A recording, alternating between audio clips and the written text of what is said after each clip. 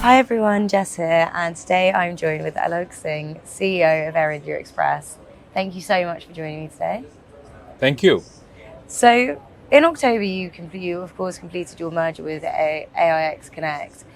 What's next in terms of your board strategy, and how will this help to support your growth? Yeah, so maybe we can start by taking a step back. It was not two mergers. Actually, it was four mergers into two entities. One, the full service side of the business, and the other was AIX Connect and AirAsia, which was earlier AirAsia India, and Air India Express merging into the low cost arm of the company.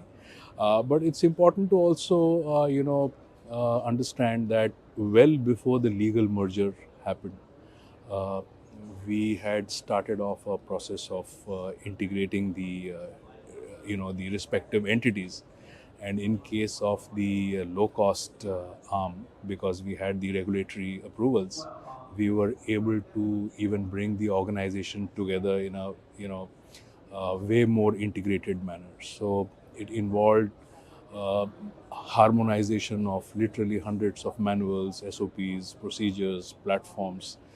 So when the merger happened, we were able to hit the ground running, so to speak. And since the merger, the agenda has now moved to growth and transformation. So the low cost entity, as you know, has inducted a large number of aircraft. We have just crossed the 100 aircraft mark.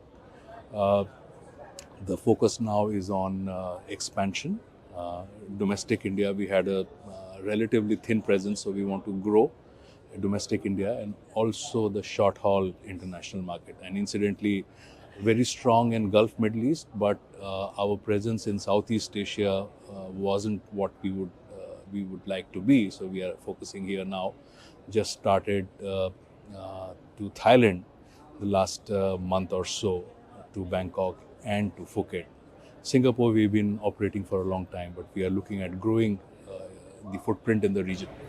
Absolutely, and so there's big aspirations here, and of course that will all be supported by the merger that's recently happened. And then, of course, as an LCC, you guys are all about efficiency.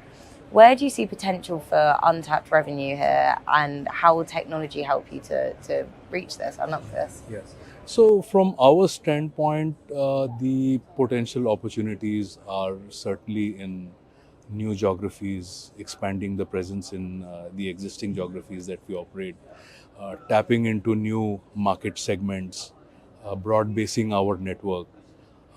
So, these are some of the areas on the revenue side, which sort of help us to tap into potential revenue opportunities. Then, of course, like you mentioned, our business model is all about efficiency, and ultimately, the objective is that we should be able to achieve lower costs, lower unit costs, so that we can offer lower fares out in the market, and that stimulates the demand in the market, particularly a market like India and the short haul international market around India. So these are fairly price sensitive markets.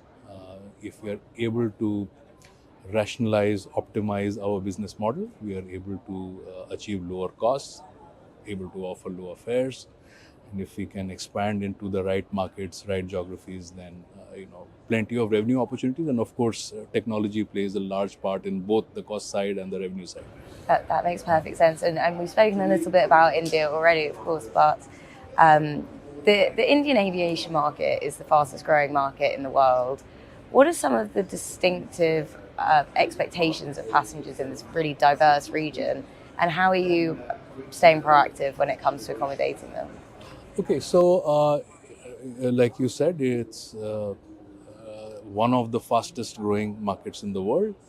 It's already the third largest domestic market, uh, and yet the air travel penetration is very low. It is in fact a third to a fifth of other emerging markets like Indonesia or Brazil or China. So there's a lot of headroom to grow. Uh, what we are seeing is the emergence of new market segments. We are seeing what we call the tier 2, tier 3 cities, which are the smaller towns and cities of the country. These are emerging as the new hotspots of of economic growth, and our business is highly linked to the GDP and the economic growth. It's highly leveraged to that. So a lot of growth is coming from these markets, and the broad strategy that we are adopting, we are growing our network and our footprint from the hubs, from the metros, into the tier 2, tier 3 cities. We are operating on a point to point model for the short haul international market. And in fact, the recent, new services that we have started into Thailand are all from, the smaller Indian cities directly non-stop into Bangkok and into Phuket. A lot of growth opportunities out there, even though it's a large market, and really excited about the future. Absolutely. Well, thank you so much for joining me today and sharing your Thank you. insights. Thank you, Jessica. Thank you so much.